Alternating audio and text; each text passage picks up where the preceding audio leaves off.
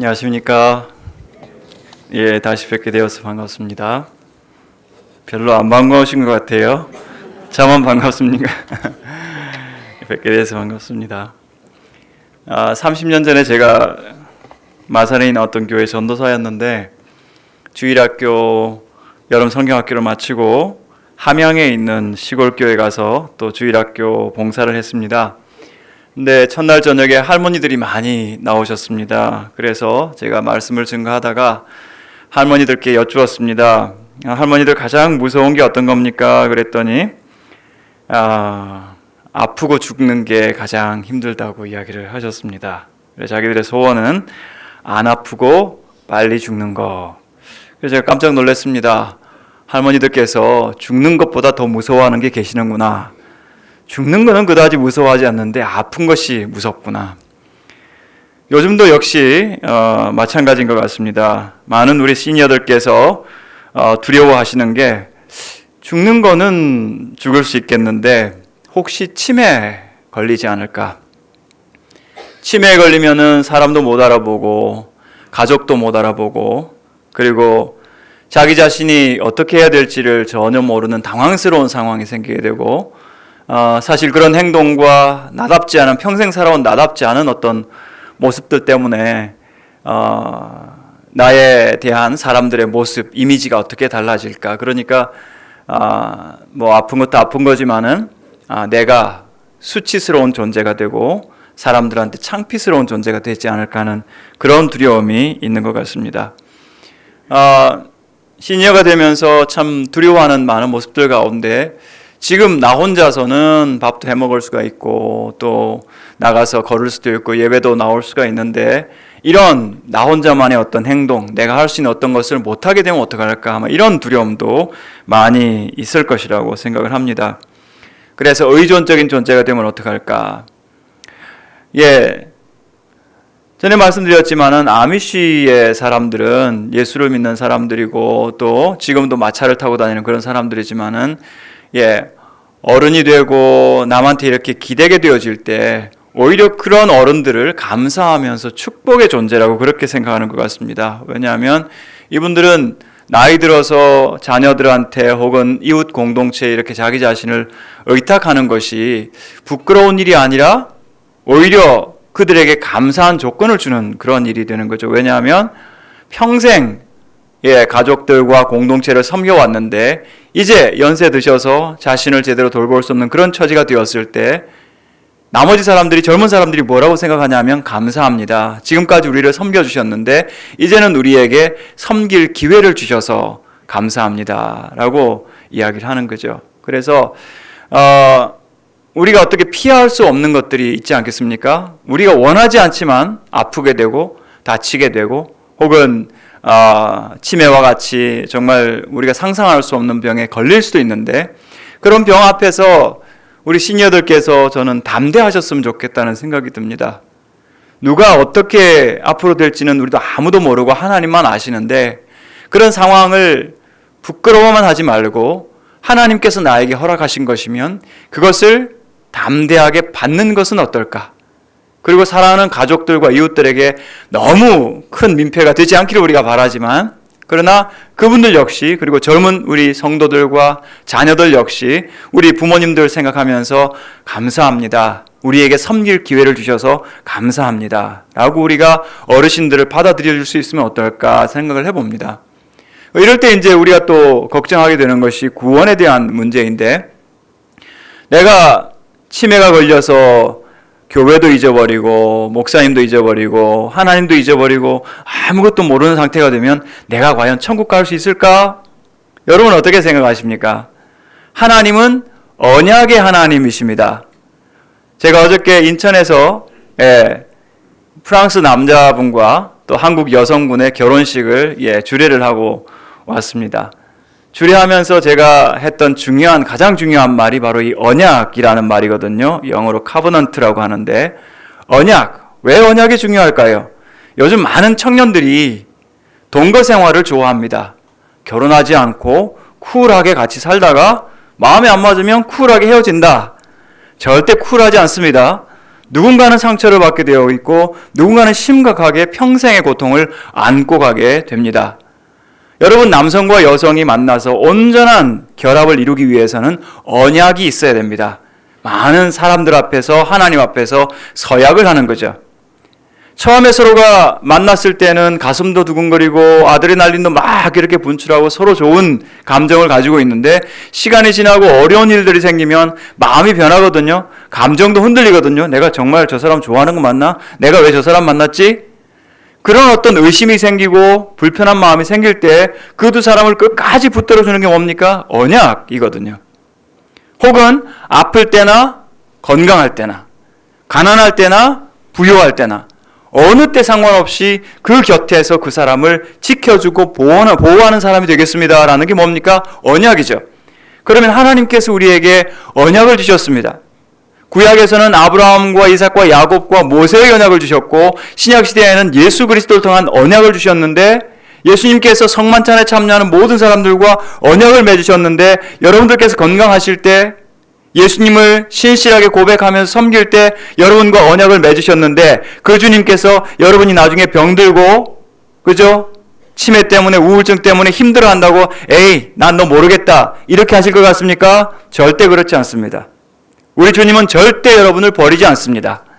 결단코 너를 떠나지 아니하고 결단코 너를 버리지 않겠다고 우리 주님께서 약속하셨습니다. 그게 언약입니다. 언약은 깨어지지 않습니다. 그렇기 때문에 내가 혹시 병들어서 기억력이 없어지고 혹시 치매 때문에 내가 주님을 모른다 하더라도 여러분의 영혼을 우리 주님께서 굳건하게 붙들어 주실 줄을 믿으시기 바랍니다. 두려워하지 마십시오. 그래서 우리 공동체는 연세 드시는 우리 시니어들을 얼마든지 받아줄 마음의 준비들을 하시고, 어떤 경우든지 환대하고 환영할 우리 주님처럼 환대하는 마음을 가지시고, 그리고 우리 시니어들께서는 앞으로 나에게 어떤 일이 생길까 두려워하지 말고 담대한 마음으로 오늘 하루를 살아내시는 여러분들 되시기 바랍니다. 여러분, 그 중환자실에 가시면은 연세가 많이 드신 부모님들이 많이 와 계시죠.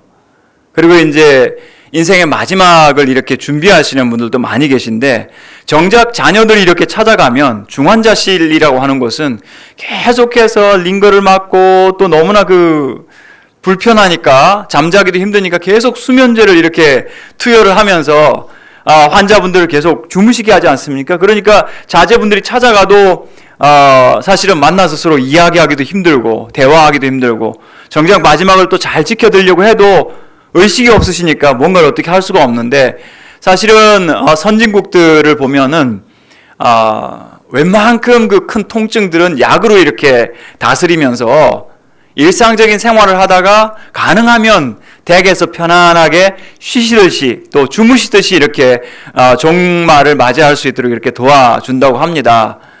근데 그 중환자실에 있는 분들, 막 링거와 모든 것들이 막 이렇게 꽂혀 있고 그냥 아무 말도 못 하고, 그죠? 이렇게 계신 분들이 가장 부러워하는 사람이 누군지 아십니까?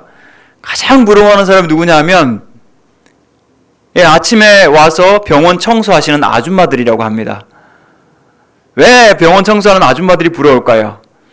저 사람은 무슨 복이 있어서 일정한 시간에 와서 일을 하고 저녁이 되면 집에 가서 가족들과 함께 대화하면서 맛있는 저녁을 먹을까? 나는 더 이상 움직일 수 없는데, 이런 이야기들을 한다고 합니다.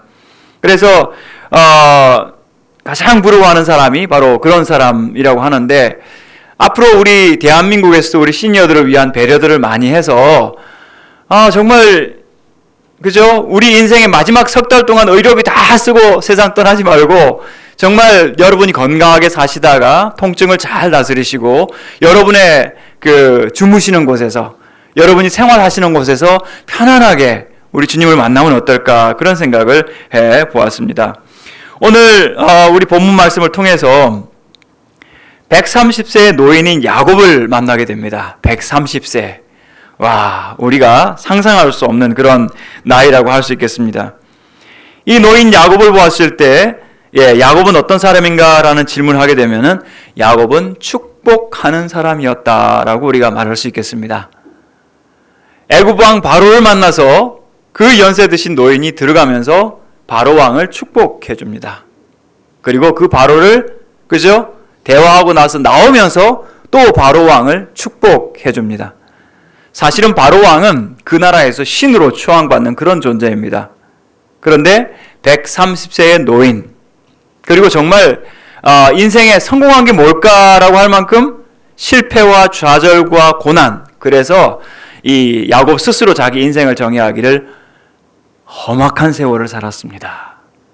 영어로 보니까요, 정말 아주 악한 시대를 내가 살았습니다라고 이렇게 말을 하는 이 야곱이 사실은 그 태양과도 같은 바로 왕을 축복하는, 왜 그랬을까요? 하나님께서 그의 인생에 함께 계셨기 때문입니다. 8절 말씀 보시면 바로 왕이 내 나이가 얼마냐 이렇게 물었을 때 야곱은 9절에서 내 나그네 세월의 길의 세월이 130년이니이다. 내 나이가 얼마 못 되니 우리 조상의 나그네 길의 연조에 미치지 못하나 험악한 세월을 보내었나이다. 이렇게 자기 자신을 소개하고 있습니다.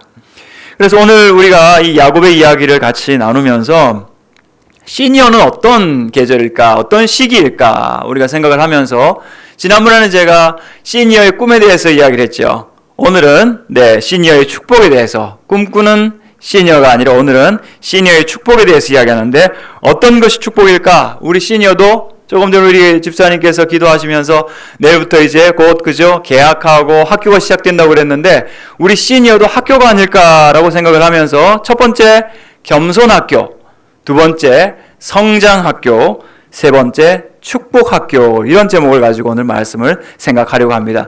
첫 번째 무슨 학교라고 했습니까? 겸손학교. 두 번째 성장학교. 세 번째 축복학교입니다. 여러분, 이 야곱의 언어를 한번 잘 생각을 해보십시오. 야곱이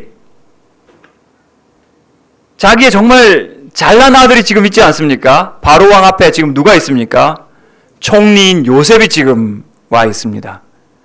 요셉 덕분에 애굽의 수천만 명의 그 인구가 그 아주 정말 힘든 흉악한 시기에, 그 흉년의 시기에 생존을 하게 됩니다. 여러분, 오늘 본문 말씀 뒤쪽으로 쭉 보시면 이 흉년이 5년, 7년 계속될 때 어떻게 요셉이 그들을 먹여 살렸는지를 보여줍니다. 요셉이 사랑이 많은 사람이었습니다. 그러나 아주 계산은 분명한 사람이었어요. 그래서 백성들에게 공짜로 식량을 나눠주지 않습니다. 처음에 그들이 가진 돈을 다 이렇게 받아서 식량을 나눠줍니다. 그리고 또 나중에는 그들이 가지고 있는 가축을 다 받아서 국고를 아주 든든하게 하면서 곡식을 나눠줍니다. 나중에는 그들이 가진 모든 땅을 바로 임금의 이름으로 등록을 하게 하고 먹을 것을 나눠줍니다. 먹을 것을 나눠주면서 이제 너희가 씨가 뿌릴 것은 이런 것들이다. 이것은 가지고 가서 너희 어린 자녀들을 먹여라.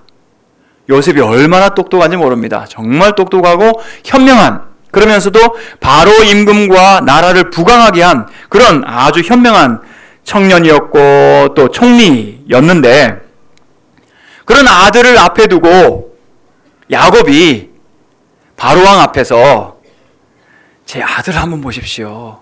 얼마나 잘생겼고 어릴 때부터 얼마나 명석했는지, 정말 똑똑했고 어릴 때부터 꿈을 꿨는데 그 꿈이 지금 다 이루어진 겁니다. 우리 자녀 정말 훌륭하지 않습니까? 요셉 훌륭하죠? 자식 자랑하지 않고요, 내 나그네 인생 130년 살았는데 험악한 세월을 살았습니다. 참 자기 자신의 삶을 돌아볼 때 하나님의 택함 받은 자였지만, 장자의 축복을 받은 자였지만, 장자의 축복을 받은 그때부터 생명을 위해서 도망하기 시작해가지고 130세가 되도록 그의 인생은 안정이 없었던 것을 볼 수가 있습니다. 여러분, 야곱이 에서 형을 속이고 앞을 볼 수 없는 아버지를 속이고 정말 멋지게 사기를 치지 않았습니까? 둘째면서도 첫째인 것처럼, 그죠? 그렇게 축복 다 받고, 그래가지고 이제 형이 이제 아버지 돌아가실 날이 얼마 남지 않았으니까, 아버지 돌아가시고 나면 너 죽었어, 나 저놈 죽일 거야, 이런 결심을 하게 됐는데 그 결심의 소리를 듣자마자 그저 엄마를 통해서 후다닥 하고 어디로 도망갔죠? 외갓집으로 도망갔죠. 외갓집에 갔더니 야곱보다 한 수 위에 어른이 계셨죠. 누구였습니까? 라반 외삼촌이었습니다. 예. 야곱이 가장 원했던 것이 그죠? 7년 동안 그 외삼촌을 위해서 공짜로 막 이렇게 봉사를 하면서 7년을 수일같이 여기게 했던 자기 마음에 사랑하는 여성이 누구였죠? 라헬이었죠. 네, 너무나 아리답고 자기 마음에 너무나 들어서 저 사람만 내 아내가 된다면 그 들판에서 그저 찬이슬 맞으면서 뜨거운 햇볕 받으면서 많은 이 양떼를 돌보는 그게 수일같이 여겨졌더라. 여러분, 제가 천안에서 여기까지 왔는데 열차를 2시간 반을 타고 왔거든요. 천안에서 여기까지 오는 가장 빠른 방법이 뭘까요? KTX를 탄다, 비행기는 없으니까 못 타고, 무궁화를 탄다, 아니 운전을 한다, 자전거를 탄다. 자전거 길도 많던데요. 아무 소용없고요. 사랑하는 사람과 같이 타고 오면 가장 빨리 옵니다. 금방 왔네? 이렇게 되잖아요. 사랑하는 사람 7년을 생각했지만 7년을 수일같이 생각하고 결혼식을 멋지게 올려서 밤을 지나고 보니까 제가 성경 말씀에 기가 막힌 말씀을 제가 발견을 했는데요. 창세기 청천벽력 같은 말씀인데요. 창세기 29장 25절 야곱이 아침에 보니 레아라. 신혼밤을 지내고 났는데 아침에 보니 레아라. 사람이 바뀌었죠. 이런 사기극이 어디 있습니까? 아니 그러면 밤에 그죠? 틀림없이 야곱이 사실은 그때 결혼식 할 때는 여성분들 얼굴을 다 가렸다고 그러거든요. 하루 종일 그냥 가리고 있었대요. 그러니까 뭐 라헬인지 레아인지 알 수가 없잖아요. 하루 종일 이렇게 가리고 있다가 또 라헬은 어떻게 했겠어요? 아버지가 멀리 그냥 그죠? 친척집 보내가지고 아예 안 보이게 했겠죠. 그죠? 잔치 오지 말라고. 하루 종일 안 보이게 하고 밤에는 그래도 그죠? 얼굴을 이렇게 벗겨주면서 야곱이 라헬을 불렀을까요? 레아를 불렀을까요? 라헬을 불렀겠죠. 근데 레아가 뭐라고 대답했을까요? 나 레아인데요. 그래 안 했어요. 그냥 가만히 있었던 것 같아요. 네 하고 대답을 했겠죠. 그죠? 여동생 흉내를 내면서 네 하고 대답을 했겠죠. 어쨌거나 그렇게 하고 나서 아침에 보니 깨어보니 레아라. 아마 삼촌한테도 레아한테도 화가 났겠죠. 근데 레아가 뭐라고 했을까요? 야곱에게 당신은 앞을 볼 수 없는 아버지 이삭에게 어떻게 했습니까? 당신의 아버지에게 앞을 볼 수 없는 아버지를 당신은 어떻게 속였습니까? 그죠? 전부 야곱보다 한 수 위인 거예요. 자기는 뭔가 똑똑해서 남을 속일 수 있다고 생각했지만 그때부터 시작된 이 택함받은 야곱, 이스라엘의 고난이라고 하는 것은 정말 상상할 수 없는 그런 어려운 시기였죠. 라반이 야곱이 점점 잘 되는 것을 보고 그저 시기하기 시작하니까 야반 도주를 했습니다. 그러니까 낙타를 타고 라반이 따라오고 있는 거예요. 좀 이따가 형님을 만나야 되는데 정말 무서워서 야복 강가에서 천사와 막 씨름하면서 환도뼈가 부러지면서 장애인이 되면서까지 그건 하나님의 축복을 받았습니다. 형님을 마주치는 것이 너무 두려워가지고 이 여러 명의 자식들이 있었잖아요. 그죠? 12명의 자식들이 있는데 이 자식들을 어떻게 했을까요? 인에 장막을 친 거죠. 인간 방패를 사용한 거죠. 여러분 31장에 보시면 32장 33장 보시면 맨 앞에 여종들과 아이들을 두고 그 다음에 레아와 아이들을 두고 맨 뒤에 누구를 뒀어요? 요셉과 라헬을 두었어요. 여러분 아이들이 모를 것 같습니까? 왜 자기들 앞에 세웠는지, 그죠? 왜 요셉을 뒤에 세웠는지 알까요, 모를까요? 다 느끼고 다 아는 거죠. 결국 야곱이 나중에 가장 심각하게 배신당한 것은 라반도 아니고, 그죠? 레아도 아니고 자식들이었습니다. 10명의 자식들. 10명의 자식들이 아버지가 가장 사랑하는 요셉을 우물에 가두었다가 나중에 팔아버립니다. 노예로 팔아버리고 나서 그것을 감추기 위해서 요셉의 옷을 찢어서 거기다 피를 적셔서 이거 혹시 아버지 아들 옷 아닙니까? 야곱이 방성대곡을 합니다. 여러분 옛날 문헌에 보면 야곱의 통곡이라고 하는 글이 있습니다.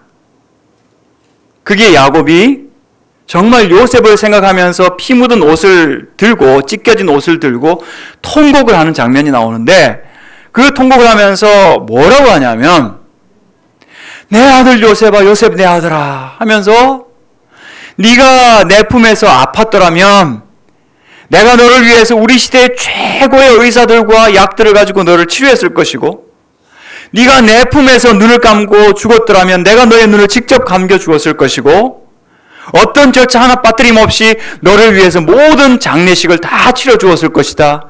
내가 지금 슬퍼하는 것은 장사 지낼 너의 시신이 없다는 것이다. 이러면서 통곡을 합니다. 의외로 인간은 생각지 못한 사고와 죽음 앞에서 담담한 면들이 있습니다. 그리고 생각지 못한 죽음도 받아들이는데 죽은 사람의 시신이 없을 때 그것을 받아들이기는 굉장히 힘든 것 같습니다. 그러니까 이 야곱의 고통이 거기에 있었죠. 10명의 자식들은 꿀먹은 벙어리처럼 아무 말 하지 않습니다. 요셉을 팔아놓고 아무 일 없었던 것처럼 진짜 죽은 것처럼. 그런 다음에 요셉을 다시 만날 때까지 몇 년 동안 이 10명이 철통같이 그 비밀을 지켰을까요? 한번 생각해 보세요. 여러분 산수 잘하시니까 계산해 보십시다. 요셉이 애굽에 몇 살 때 팔려갔을까요? 17살 때 팔려갔습니다. 요셉이 애굽에서 보디발의 집에 있다가 감옥에 갔다가 이렇게 하면서 총리가 될 때가 몇 살이었습니까? 30살이었습니다. 자, 몇 년 지나갔죠? 13년 산수 잘하시네요. 예, 오후 피곤하실 텐데 안 주무셔 주셔서 감사합니다. 네, 30살 됐죠? 13년 지나갔습니다. 7년간의 풍년이 있었습니다. 그죠? 7년간 풍년 있는 동안에 형들이 찾아왔습니까? 안 찾아왔습니까? 안 찾아왔어요. 그럼 7년이 또 지나갔습니다. 근데 형들이 찾아온 때가 언제냐면은 흉년이 5년 남았을 때입니다. 그러면 흉년이 몇 년째? 2년째. 자, 그러면 토탈, 그죠?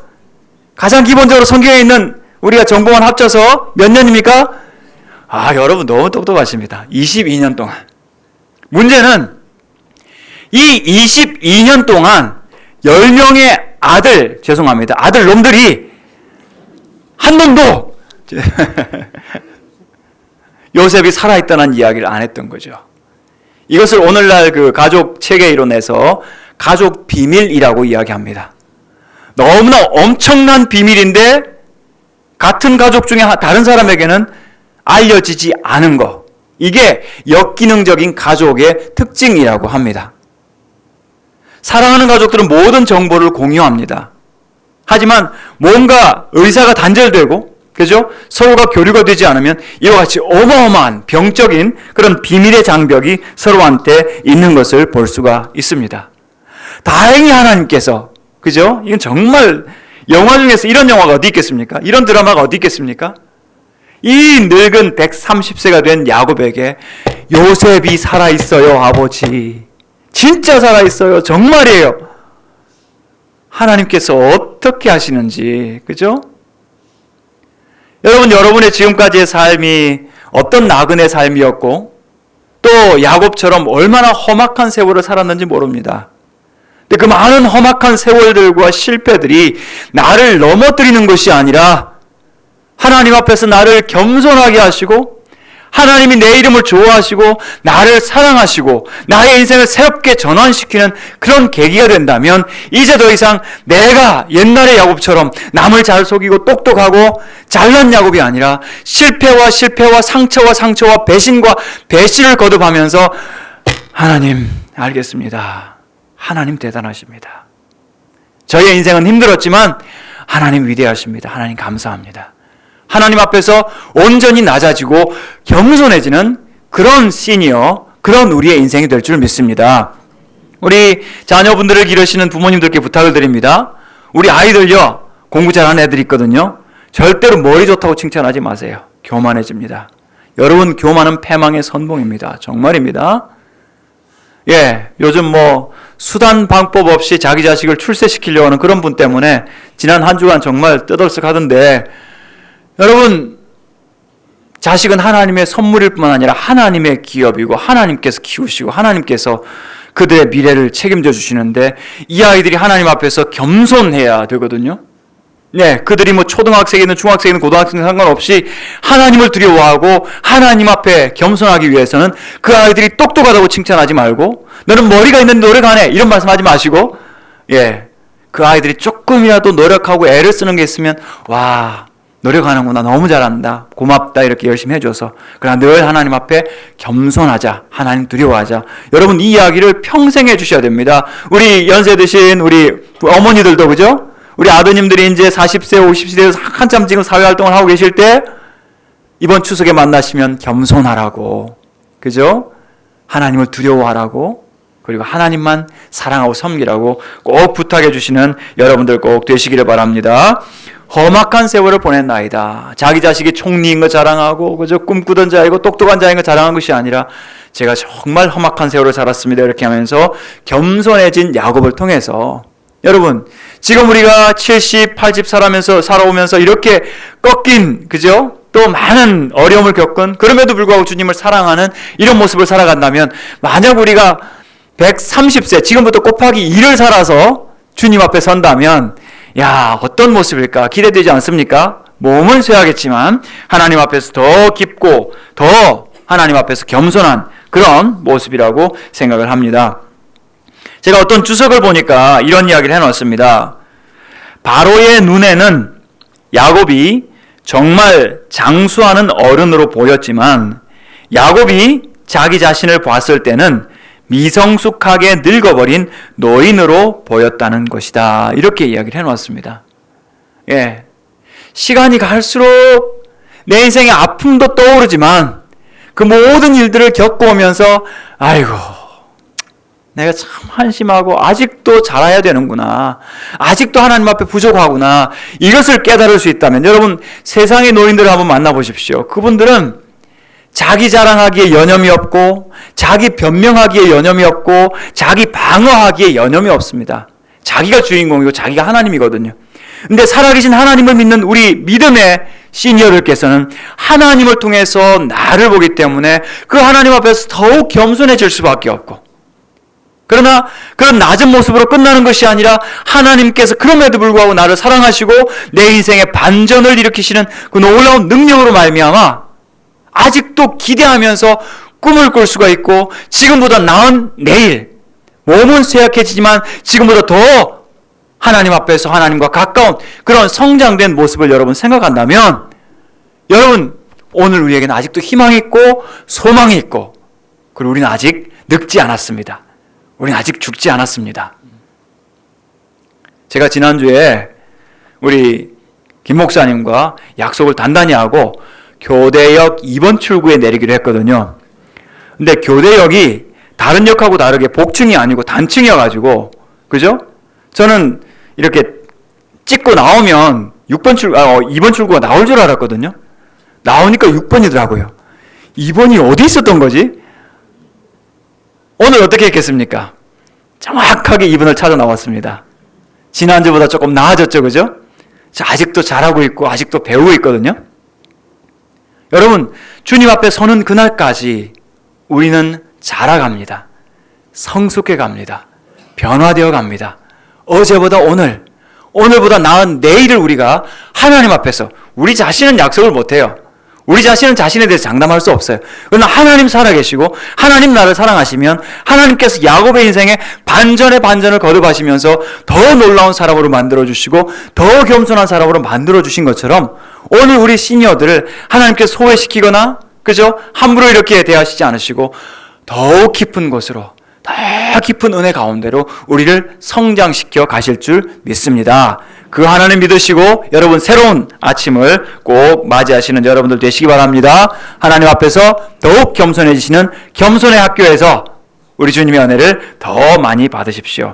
두 번째는 성장의 학교라고 이야기했죠. 성장은 정말 중요합니다. 근데 우리가 세상적으로 보면 성장이라고 하는 것은 아이들, 뭐 조그만 묘목, 뭐 그죠? 애기 나무들, 뭐 이런 생각을 하게 되는데, 여러분 제가 역시 전도사 때, 네, 저기 부산 남산동 제 모교에서 그때 1년 전도사를 했는데, 한 번은 그 남산 뒤쪽에 있는 그 산에 신방을 갔습니다. 산에 간 게 아니고 산 기슭에 판잣집을 지어놓은 가난한 이웃에게 어떤 집사님과 함께 신방을 갔습니다. 근데 너무 허름하고 이렇게 초라해서, 그리고 또 낮아서 들어가기가 좀 어려워서 바깥에서 이렇게 인사를 하는데, 뭐가 후다닥하고 새까만 조그만한 물체가 지나가는 것 같았습니다. 나중에 나오면서, 제가 미처 보지는 못했는데 나오면서 그 집사님께 설명을 들었습니다. 아, 최근에 나온 새신자 가족인데, 그 가족의 아들이, 큰아들이, 그 당시 제가 20대 초반이었는데, 네, 그 비슷한 나이였는데 4살 때 5살 때 집에 불이 나서 화마를 입어서 불기운을 삼켰는데, 아이가 20살인데 몸은 4살짜리 그대로 있는 거예요. 그러니까 야, 정말 얼마나 이 부모님이나 본인이 괴롭고 힘들지 않았을까, 그런 생각을 해보았습니다. 자라지 않는 것은 슬픈 일이죠. 성장하지 않는다면 슬픈 일입니다. 그리스도 안에서 우리 모든 성도들, 특별히 우리 시니어들은 지금도 꾸준히 주님 앞에서 성장해 가야 되고 변화되어 가야 되고 성숙해 가야 합니다. 그래서 우리 시니어는 성숙의 학교, 성장의 학교에 들어와 있다고 할 수 있겠습니다. 어떤 권사님은 정말 오랫동안 예수를 안 믿고 애를 먹인 남편, 그리고 마지막에는 치매가 걸려서 아들도 딸도 손자 손녀도 기억 못하는 그런 그 남편, 그러다 보니까 손이 많이 갔어요. 정말 힘이 들 정도로 손이 많이 가고, 이 남편을 일으켰다가 앉히다 보니까 본인의 어깨가 막 이렇게 고장이 나가지고 가서 수술도 하고 하는 이런 형편이 되었는데, 50년 결혼 생활을 한 후에 이 남편분께서 세상을 떠나셨습니다. 근데 정말 이상하게도, 아니 뭐 이제 남편 돌아갔다 죽었다 이렇게 하면 개운해질 것 같았는데, 이 권사님이 더 많이 우울해지신 거예요. 여러분 정말로, 그죠? 내가 좋아하고 사랑하는 사람, 내가 의지하던 사람이 떠나는 것도 굉장히 큰 충격이지만, 나를 의지하고 있던 사람, 내가 안 도와주면 안 되는 손이 많은 사람이 먼저 세상을 떠났다고 해도 그 허전함과 고통은 정말로 크거든요. 그러다 보니까 마음속에 그냥 자포자기가 되는 거예요. 아유, 뭐 더 살아서 뭐 할까, 이런 생각을 하면서 일시적이고 갑작스러운 그런 우울증이 찾아왔습니다. 허리가 너무 아파서 어쩔 수 없이 병원 가서 허리 수술을 하려고 마취를 했는데, 이 병원 의사 선생님들이 그때 아마 그 병원이 좀 서툴렀던 것 같아요. 마취를 했는데 마취도 제대로 되지 않고 수술도 할 수 없는 그런 상황이 됐는데, 오히려 한쪽 폐가 이렇게 위축이 돼가지고 숨을 쉴 수가 없는 거예요. 본인이 반 마취 중에서도 그냥 숨을 못 쉬어가지고 어쩔 줄 몰라 하는 그런 상황 속에서 정신이 번쩍 들면서 하나님 살려주세요 막 기도가 나오더래. 막 기도를 하면서 하나님 저기 멀리 가 있는 손자 손녀 한 번씩만 더 보고 죽을게요. 이런 기도를 하면서 살고자 하는 의지와 욕망을 다시 얻었다고 합니다. 그리고 다시 깨어나셔서는, 물론 이제 이후에 또 수술하셔가지고 잘 낫긴 하셨는데, 그때부터는 내가 언제 어떻게 하나님 부름을 받을 수 있을지 알 수가 없구나 하면서, 그죠? 정리를 하면서 선한 일들을 시작하시는데, 이것이 바로 연세 드신 시니어들께서 변화하고 성장하는 성장의 모습이라고 할 수 있습니다. 여러분, 세상의 사람들은 세월이 갈수록 더 무서워지죠. 돈이 떨어지면 어떡하지? 건강이 없어지면 어떡하지? 이런 두려움 때문에 더 움켜쥐게 되고 더 고집이 강해지죠. 여러분, 성경에서 완고한 것은 사술의 죄와 같다고 그러지 않았습니까? 완고한 사람 누구였습니까? 사울왕, 나발과 같은 큰 부자들, 그죠? 내가 이 많은 부를 가지고 있는데 이거 하나 놓칠까봐, 그죠? 자기 재산을 지켜주었던 다윗한테 조금도 먹을 것을 나누어주지 않는 그 잔치에서, 그죠? 아주 인색한 그런 부자였죠. 여러분, 그렇게 우리가 살지 않았으면 좋겠습니다. 비록 우리가 세월이 가면서 건강도 잃어버리고, 그죠? 친구들도 먼저 떠나고 사랑하는 가족들도 잃고 이런 많은 슬픈 상황이지만, 여러분, 하나님께서는 우리를 성장하게 하시면서 우리가 그런 어려운 상황들을 받아들이고 수용하고 살아남아 있는 우리는 성장하게 하시거든요. 자라게 하시거든요. 그럼 어떻게 할까요? 주님 앞에서 첫 번째 아까 우리가 겸손해지는 것처럼 많은 사람들과 이웃들과 가족에게는 너그러워져야 되는 거죠. 너그러워지고 풍성해지고 나누기를 좋아하고. 여러분, 정말 내가 받는 것보다 나누어 주는 것이 더 복되다는 것을 여러분 믿으시고 실천하실 수 있기를 바랍니다. 신명기에 보면 하나님께서 정말 여러분 상상할 수 없는 그 오래전 3500년 전에, 그죠? 종들과 나그네들과 그리고 과부들과 고아들에게 어떻게 친절과 사랑을 나누라는 것을 아주 명시적으로 우리한테 잘 이야기해 주고 있습니다. 특별히 여러분, 미국도 그렇고 2000년 전에 로마도 그렇고 그 나라들 노예 제도가 있었거든요. 노예한테 잔인했습니다. 정말 잔혹했습니다. 도망치는 노예는 심하게 채찍질하거나 죽이거나 정말 심각한 처벌을 가했는데, 신명기에서 보시면 노비가 도망친 것을 보면 절대로 옛날 주인에게 다시 돌려주지 말고 네가 그 노비를 돌보아주고 보호해 주어라. 그리고 6년이 지나고 나면 어떤 노비든지 반드시 놓아서 자유를 베풀어 주되 빈손으로 보내지 말아라. 그 노비에게 그가 어떤 일꾼보다 몇 배나 몇 값절로 너를 위해서 일했기 때문에 네가 가진 것 인색하게 가지고 있지 말고 네가 받은 복에서 넉넉하게 나누어서 그 노비에게, 그 사람에게 나누어 주어라. 이렇게 말씀을 하고 계십니다. 하나님은 너그러우신 분이십니다. 풍성하신 분이십니다. 은혜를 마음껏 관대하게 베푸시는 분이십니다. 그 하나님을 우리 시니어들이 닮아 가셨으면 좋겠습니다. 세월이 갈수록 어제보다 오늘보다 내일 더 너그럽고, 그죠? 우리의 언어가 어저께는 날카로웠다면 오늘 조금 더 부드러워지고 내일은 더 부드러워지고, 옛날에는 조금만 나와 맞지 않는 사람이 있으면 금방 삐치거나 아니면 밀쳐냈다면 이제는 조금씩 품으면서 저 사람 위해서도 내가 기도해 줘야지, 저 사람도 내가 사랑해서 아이고 안 됐네, 내가 먹는 반찬이라도 나눠줘야지, 이런 너그러움을 가진 시니어라면 그 시니어는 지금도 주님 안에서 영적으로 인격적으로 계속해서 성장하고 있는 거죠. 바로 이 야곱이 성장하고 있는 것처럼 그렇습니다. 그런 의미에서 이 야곱은 우리한테 좋은 모델이라고 생각합니다. 늙은 나이가 되어서 야곱이 이야 내 인생 정말 멋졌다, 인생 한판 잘 살았다, 이런 것이 아니라 하나님을 생각하면서 자기의 모든 삶을 돌아보면서 더 깊이 성찰하면서 아휴 내 나그네 인생이 정말 험악한 세월을 살았구나. 하지만 남에게 사랑과 축복을 베풀 수 있는 그런 넓은 마음을 가졌다면 이 야곱은 성장하는 사람이었죠. 여러분도 성장하는 그런 시니어들이 꼭 되시기를 바랍니다. 특별히 여러분 많은 상실을 경험하지 않습니까? 그래서 건강을 잃고 경제력을 잃고 사랑하는 친구들을 잃고 배우자를 잃고, 여러분 사실은 상상할 수 없는 일들입니다. 어떻게 한 사람의 몸으로 이 많은 상실들을 경험할 수 있겠습니까? 제가 미국에 있는 병원에서 처음 제가 환자를 만나러 갔는데, 미국 병실은 거의가 1인실이거든요.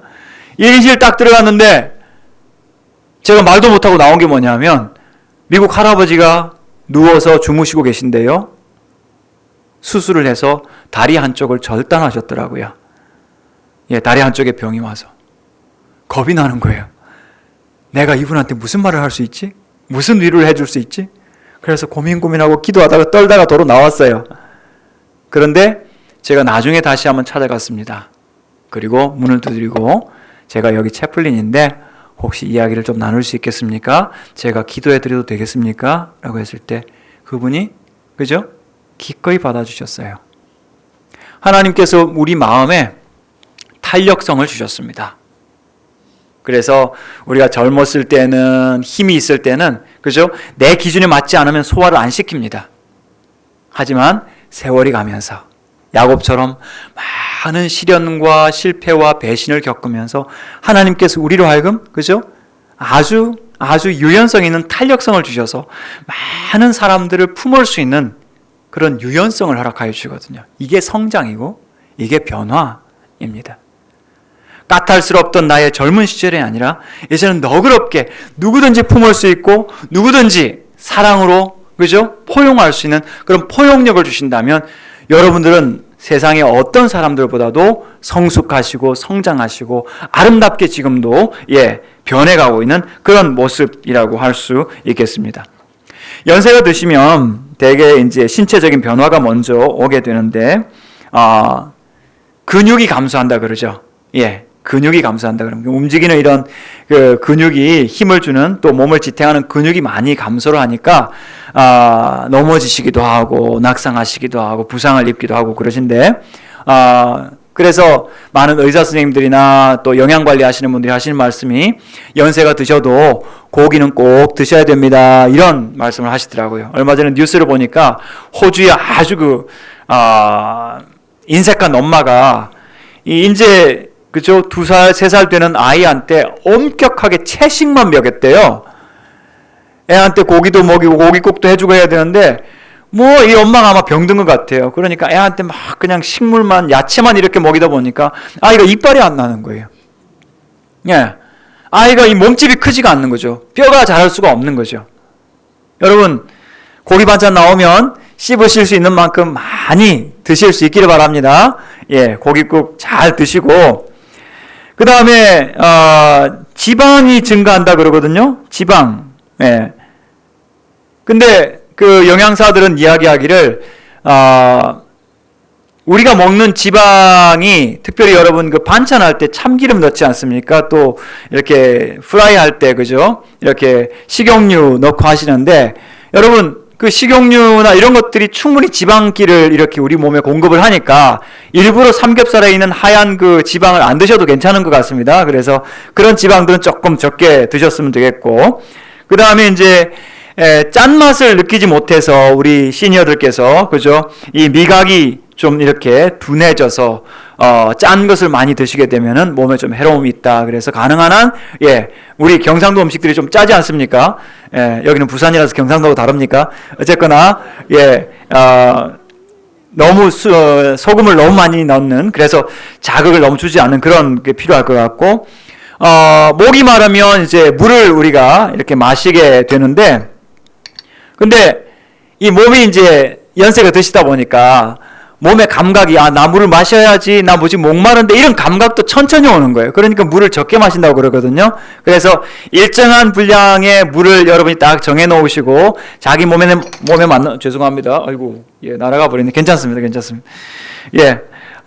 몸에 맞는 그런 만큼의 물을 꼬박꼬박 드시는 것도 중요할 것 같습니다. 이제 후각, 냄새 맡는 기능이 이렇게 감소가 되면 어떻게 될까요? 냄새를 맡을 수 없으면 여러분 음식의 맛을 잘 모릅니다. 여러분 코를 박고 한번 음식을 드셔보십시오. 그러면은 음식 맛을 잘 모르죠, 그죠? 코하고 입하고가 같이 이렇게 우리의 음식의 맛을 가르쳐 주는데, 이 후각이 약해지니까 식욕이 감퇴하게 되고, 치아가 약해지니까 음식량이 점점점 적어져서 어려움이 많다고 합니다.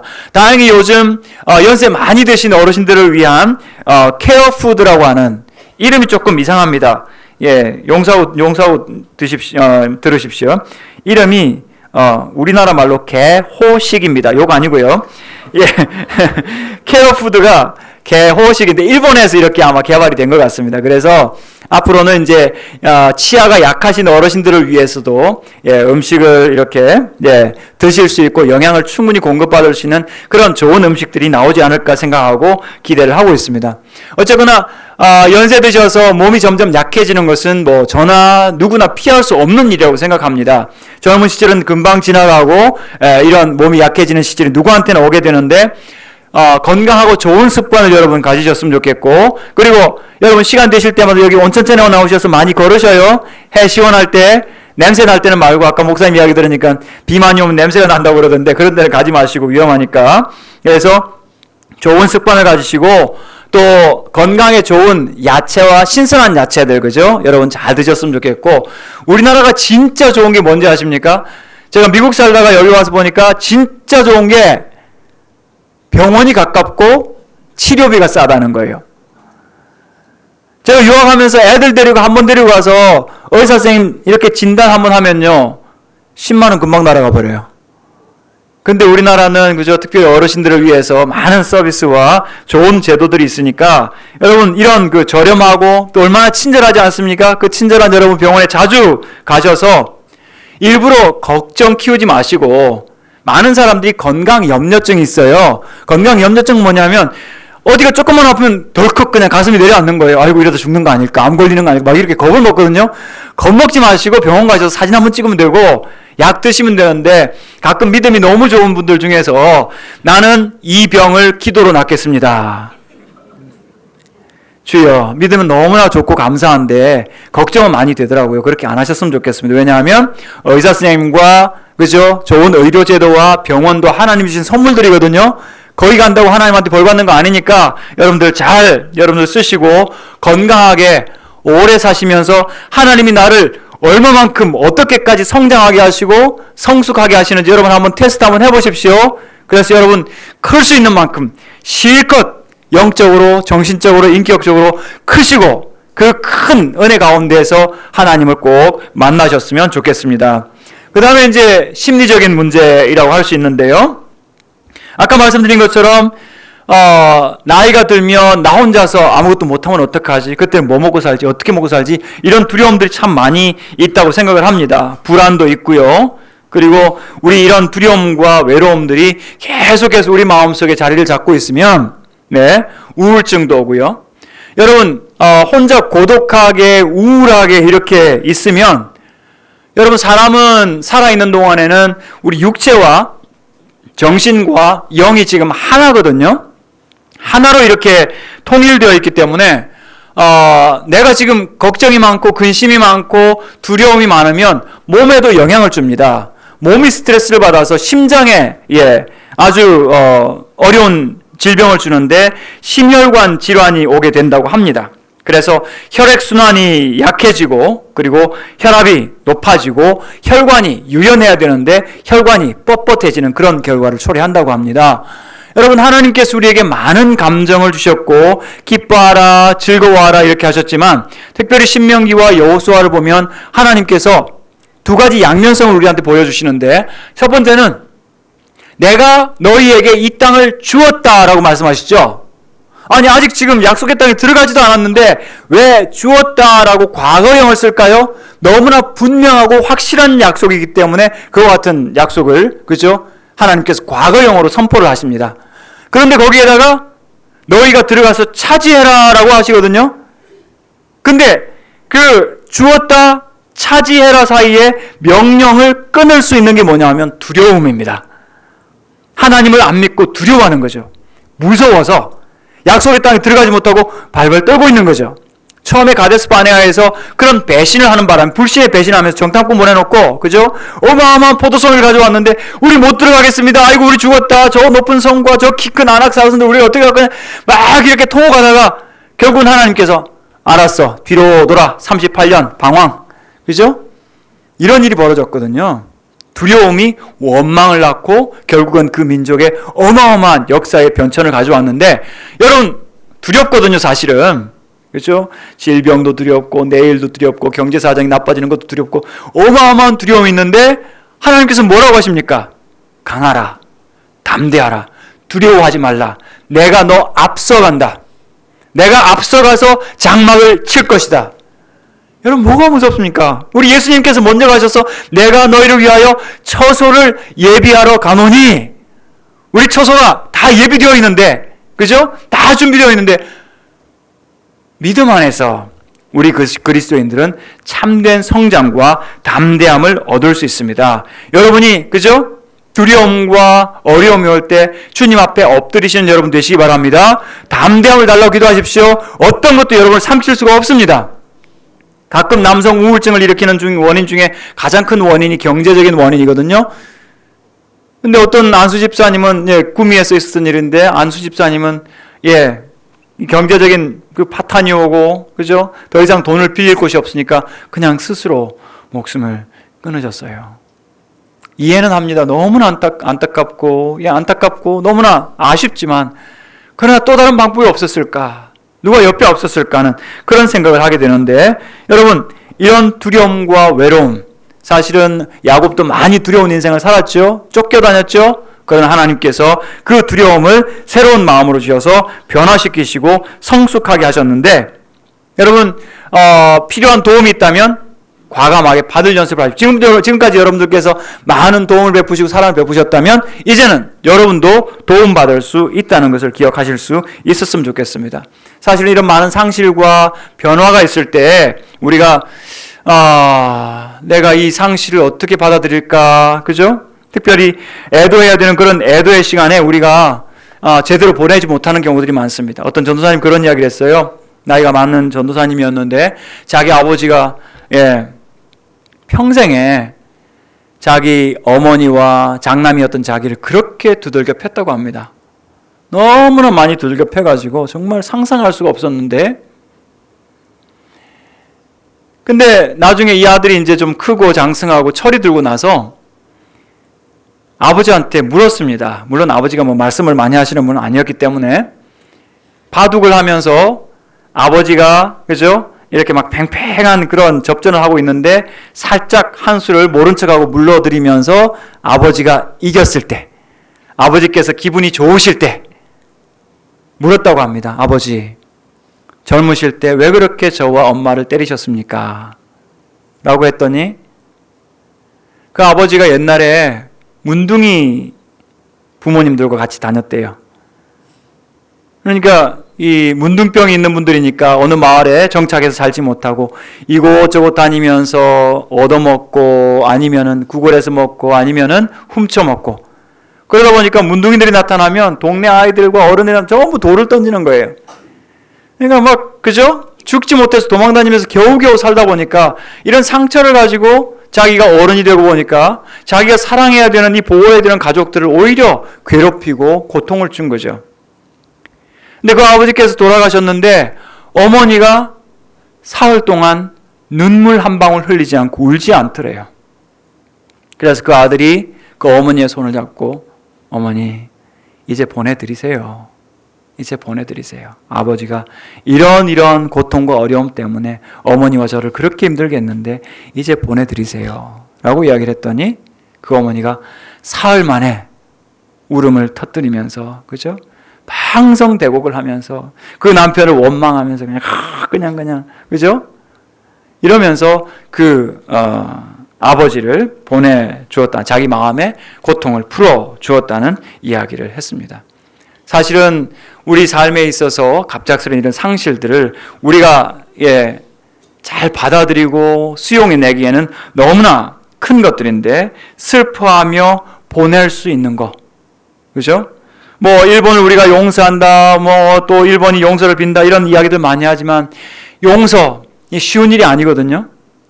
사실은 일본이 한국에 대해서, 그죠? 이런 일이 있을 때 정말 우리가 과거에 미안했다. 지금 아직도 독일은 전범, 그죠? 그 사람들 찾아내가지고 아직도 벌을 주는 사회인데, 지금 일본은 전혀 그렇게 하지 않았는데 누군가가, 정치가 높은 사람 중에서 정말 죄송합니다, 다시는 그런 일이 없을 겁니다, 다짐만 한다면 이런 악한 일이 반복되겠습니까? 하버드의 그 심리학 교수에 대한 이야기가 있습니다. 어떤 분이 하버드의 심리학과 수업에 이렇게 참여를 했었는데, 아들이 엄마를 용서하지 못하는 그런 정말 심각한, 그 엄마에 대해서 평생 분노를 가지고 살았던 그런 아들에 대한 이야기를 하면서 도대체 이 사람은 어떻게 하면 용서를 할 수 있을까 하는 그런 그 질문을 했는데 교수도 학생도 아무도 대답을 할 수 없었다고 합니다. 근데 여러분, 이런 사람들이 어떻게 용서할 수 있을까요? 답은 한 가지입니다. 상담학자로서 제가 봤을 때 그 사람이 지금 가지고 있는 분노를 누군가가 이해해 주는 거죠. 말하게 해주는 거죠. 아, 그럴 수 있었겠구나. 네가 이렇게 정말 화가 날 수 있었겠다. 그 분노가 얼마나 합당한지에 대해서 조금만 이해를 해준다면 그 사람의 분노는 풀어질 뿐만 아니라 그 사람 스스로 자발적으로 용서라고 하는 것을 생각할 수 있게 되거든요. 근데 이런 공감이 없기 때문에 이런 성장과 변화가 어렵다고 생각을 합니다. 루터라고 하는 사람이, 종교개혁자 루터가 많이 우울한 분들을 위해서 어떻게 치료할까를 우리한테 이야기를 해주었는데요. 우울한 사람들을 위해서 절대 혼자 두지 말아라라고 이야기를 했고, 좋은 음악을 들려주십시오. 즐거운 오락을 하게 하십시오. 그리고 사람들이 환영받는 곳에 꼭 참여하도록 하십시오. 이런 이야기를 하였습니다. 그래서 오늘날 우리 많은 우리 시니어들께서 살아가시고 생활하시는데 어려움들과 여러 가지 힘든 일들이 많지만 이 가운데 성장을 이루기 위하여 이와 같은 공동체가 이루어지기를 바라고요. 또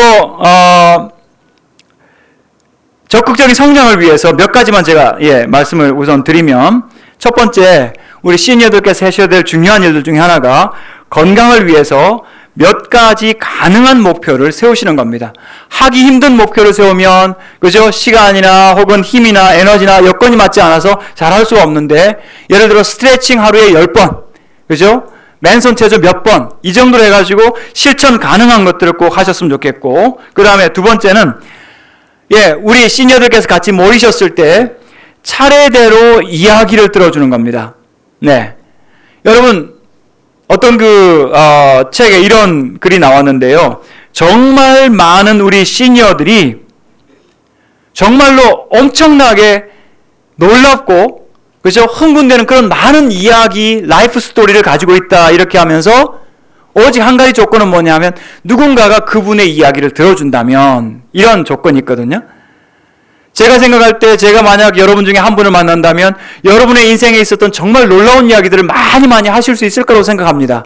근데 다 들을 수는 없겠죠. 하지만 우리가 함께 모여서 오늘은 강 권사님, 내일은 이 권사님, 모레는 김 권사님 이러면서 서로가 돌아가면서 이야기할 수 있도록 기회를 주고 나머지가 잘 듣는 연습이 되어 있다면, 여러분 그분들의 삶에 있어서 그분들의 소원과 꿈과 열정과 성공과 실패와 하나님의 은혜와 이 많은 이야기들을 함께 공유할 수 있는 그와 같은 시니어 모임이 된다고 생각을 합니다. 그래서 지난주에는 누구나 건강하기 위해서는 열심히 말씀하십시오라고 이야기했다면, 이번 주에는 여러분 돌아가면서 이제 말씀을 한번 해보십시오.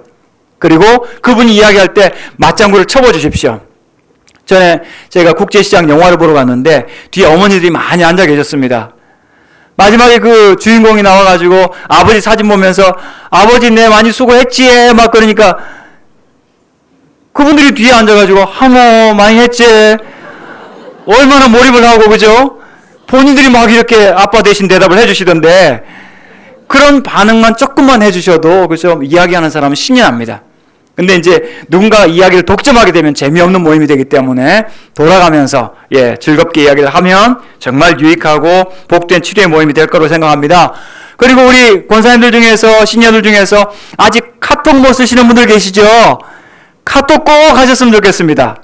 학교잖아요, 그죠? 성장 학교라고 그랬죠? 배워야 되거든요, 학교에서는. 그래서 꼭 배우셨으면 좋겠어요. 왜냐하면 혼자 계실 때에도 이 카톡을 하면 손자 손녀들과 통화를 할 수가 있고 대화를 할 수가 있고 사진도 보낼 수 있고 사진을 볼 수도 있거든요. 어떤 데 얼굴 보면서 통화할 수도 있지 않습니까? 그래서 나 그런 거 몰라 이렇게 하지 마시고, 모른다고 할수록 더 소외되니까, 그죠? 목표를 세워가지고 이번 12월 달 될 때까지는 내가 카톡을 반드시 마스터하리라, 왕년에 나 공부 좀 했다 하고 여러분들께서 꼭 한번 노력을 해보셨으면 좋겠고, 그 다음에 우리 젊은 부모님들과 우리 교회에서는 이런 시니어 사역을 할 때, 또 우리 부모님들을 만날 때, 이번 추석에도 마찬가지고 우리 부모님들에게 드려야 될 중요한 선물은 뭐냐면, 뭐 용돈도 있고, 요즘 용돈만 있으면 된다 그러더라고요, 그죠? 딴 거 필요 없고, 또 뭐 너희들 안 와도 괜찮다, 돈만 보내, 뭐 이런 말씀 하시던데, 그런 거 말고, 그죠? 정말 어머니, 아버지 우리 위해서 기도해 주세요. 어머니 지금 이런 어려운 일이 있는데 우리가 어떻게 결정하면 좋을까요? 그죠? 중요한 일에 있어서, 중요한 선택에 있어서 기도해 주십시오. 어머니의 기도가 정말 우리한테 필요합니다라고 여러분들께서 그분들의 존재의 중요성을 이렇게 다시 한번 상기시켜 드린다면, 우리 부모님들이 내가 그래도 살아야겠고 살아야 될 이유가 있겠구나라는 것을 아시게 되기 때문에, 우리 시니어 사역에 있어서 아주 중요한 부분이 있다면 바로 이런 어르신들이 왜 존재해야 되는가, 왜 중요한가, 이분들의 생각과 지혜와 의견이 왜 중요한가를 듣고 그분들에게 결정권을 넘겨주는 것이 정말 중요하다고 할 수 있습니다. 진지한 충고와 조언과 이분들의 지혜와 삶의 지혜와 그리고 이분들의 기도에 대한 중요성을 꼭 여러분들께서 확인시켜주는 그러한 일들이 있기를 바랍니다. 그 다음 마지막 세 번째, 아까 우리가 첫 번째 무슨 학교? 겸손학교. 두 번째 성장학교. 세 번째는 축복학교인데요. 예, 짧게 하겠습니다. 이제 시간이 다 됐기 때문에. 네. 시니어는 축복의 시기다. 아까 말씀드렸죠. 여러분, 야곱은 축복하는 사람이었습니다. 7절 보시면 요셉이 자기 아버지 야곱을 인도하여 바로 앞에 서게 하니 야곱이 바로에게 축복하매라고 했죠. 들어가면서 축복. 10절 야곱이 바로에게 축복하고 그 앞에서 나오니라. 네, 야곱은 축복을 비는 사람이었습니다. 어머니 아버지들에게는 축복의 권세가 있습니다. 신명기에 보시면 하나님께서 뭐라고 이야기하냐면 하루 품삯을 위해서 일한 품꾼들의 품삯을 절대로 미루지 말고 그날 주어라 라고 이야기하거든요. 그들이 가난하여 이 돈 받아가서 가족들이 먹어야 되는데 돈을 받지 못해서 임금이 체불되어서 먹을 것이 없을 때 그들이 하나님 앞에 호소하면 그 죄가 너한테 갈까 하노라. 그러나 거꾸로 네가 그 가난한 사람들한테 자비와 사랑을 베풀어서 그 가난한 사람들이 너희를 축복하는 기도를 할 때 내가 들어줄 것이다 라고 하셨거든요. 여러분, 가난한 분들로부터 축복 기도 받는 여러분들 되시기 바랍니다. 하물며 여러분의 인생을 가능하게 하고 이 땅에 하나님의 창조의 도구가 되어서 여러분을 낳고 길러주시고 여러분을 평생 뱃속에서부터 알아온 우리 부모님들께서 여러분을 위해서 축복하신다면 여러분 그 축복이 얼마나 놀랍지 않겠습니까? 추석에 부모님들 만났을 때 꼭 부모님들로부터 우리와 우리 자녀들이 축복 기도를 받으시기를 바랍니다. 그분들의 축복이 절대로 헛되지 않습니다. 여러분, 이 축복이 얼마나 좋았으면 에서가 그거 못 받았다고 동생을 죽이려고 했겠습니까?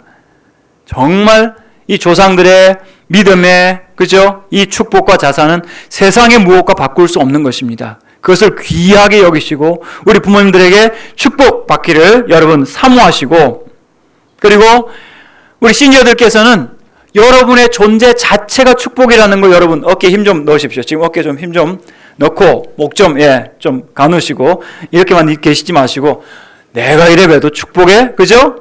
축복의 사람이야. 여러분 자신 존재 자체가 축복입니다. 여러분이 이 땅에 숨 쉬는 것 자체가 하나님의 영광이라고 말씀드렸죠. 그렇다면 여러분들께서 그죠? 존재하는 것 자체가 하나님 앞에 축복이고 우리 모든 옆에 있는 사람들한테 유익이라고 할 수 있겠습니다. 그래서 여러분 절대 주눅 들지 마십시오. 아이고 내가 이제 힘도 없고 건강도 안 좋고 이렇다고 여러분 주눅 들지 마시고 하나님께서 여러분을 축복의 통로로 만드시는 것을 기억하시고 여러분 입에서 나오는 축복의 말들이 하나님의 능력으로 반드시 실현되는 것을 기억하시기 바랍니다. 그렇다고 교만하라는 말이 아니고 그죠? 나한테 섬겨봐 이게 아니라 더 겸손하고 더 너그럽게 더 풍성한 사랑과 축복과 덕담과 그죠? 자녀들을 위한 귀한 말씀들을 나누어 주시는 여러분들 꼭 되시기 바랍니다. 고린도후서 4장 16절 그러므로 우리가 낙심하지 아니하노니 우리의 겉사람은 낡아지나 우리의 속사람은 날로 새로워지는도다. 할렐루야. 마지막으로 이 책 하나 소개하고 제가 마치려고 합니다. 지성에서 영성으로 오래된 책이죠. 그죠? 이 책 보면 참 마음이 무너집니다. 정말 야곱처럼 험악한 세월을 살았나이다. 우리가 이어령이라는 그분의 이름, 그죠? 함자를 잘 알고 있습니다. 그래서 그분이 얼마나 많은 젊은이들에게 도전을 주고 그의 평생에 정말 그죠? 많은 이들에게 이런 지적인 도전을 주고 했는지. 근데 이분이 일흔이 되어서 세례를 받습니다. 70세에 하나님을 알게 되는 거죠. 계기가 뭐냐 하면 자기 딸이 미국에 이렇게 이민을 가서 잘 되었죠. 거기에서 변호사도 되고 검사도 되고 이렇게 했는데 그래서 잘 사는 것만 보고 이렇게 한국에 왔는데 와서 나중에 보니까 이 딸이 이혼을 하고 암에 걸리고 그리고 또 손자 아이가 ADHD가 있어가지고 밤에 잠을 못 자면서 고통당하는 그 시간들을 육신의 아버지인 내가 전혀 알지 못했다라고 하면서 통탄을 하는 거예요. 그래서 뭐라고 이야기하냐면 이 지상의 아버지는 어디서 무엇을 했는가? 네, 너무 한심한 거예요. 자기 자신이. 내가 애통하고 서러워할 때 내 머릿속의 지식은 건불에 지나지 않았고 내 손에 쥔 지폐는 가랑잎보다 못하는 걸 알았다. 70평생 살아온 내 삶이 잿불과도 같은 것이라는 것을 가르쳐 준 것이다. 그러나 하늘에 계신 참 아버지께서는 너를 위로하고 주겨 계셨고 너와 함께 계셨고 너 힘들 때 너와 동행하셨구나. 이것을 나중에 알고 하나님을 믿게 된 거죠. 근데 안타깝게도 외손자 하나가 먼저 세상을 떠납니다. 그 아들, 그 외손자를 생각하면서 이름이 아마 훈우인지 얼마나 큰 슬픔이었기에 너 지금 저 많은 빗방울이 되어 저리도 구슬피 내리는가. 비야, 향기로운 비야, 이렇게 이야기합니다. 그리고 나중에 제가 알게 된 사실이지만 이 책에서는 적지 않았는데 그 따님도 먼저 세상을 떠났습니다. 참 안타깝죠. 근데 그 따님이 가장 걱정했던 것은 자기 아들이 그렇게 죽었을 때도, 그죠? 혹시 아빠가 이제 막 세례를 받았는데 신앙이 없어지지 않을까, 이걸 염려했다고 그래요. 근데 감사하게도 이분은 아직도 여전히 하나님을 두려워하면서 하나님을 믿는 그런 나라의 어른으로 살아가고 계십니다. 여러분, 노령화, 고령화, 노화 앞에 우리는 아무도, 그죠? 거부할 수 없고, 우리 모두는, 아직 젊은 분들은 낯설겠지만 우리 모두는 그 자리를 지나가야 합니다. 그것을 지나가야 하나님을 만날 수가 있거든요. 그리고 정말 이 땅에서 신명기에서 거듭 약속하는 것처럼 내가 내게 준 땅에서 내 생명, 내 자녀들의 생명이 길리라 하는 이런 축복을 여러분들이 많이 받으셨으면 좋겠습니다. 건강하십시오. 몸 건강하시고 마음도 건강하시고 무엇보다 신앙에 건강하신 여러분들 되시기 바랍니다. 그리고 여러분들이 아직도 학교에 계십니다. 어떤 학교? 첫 번째, 겸손학교. 두 번째, 성장학교. 세 번째, 축복학교. 이 학교에 계신 것을 기억하고 정말 주님 안에서 꾸준히 성장해 가시고 변화해 가시고 어제보다 나은 오늘, 오늘보다 나은 내일을 살아가시는 여러분들 되시기를 예수 그리스도의 이름으로 축복합니다. 기도하겠습니다. 하나님 아버지,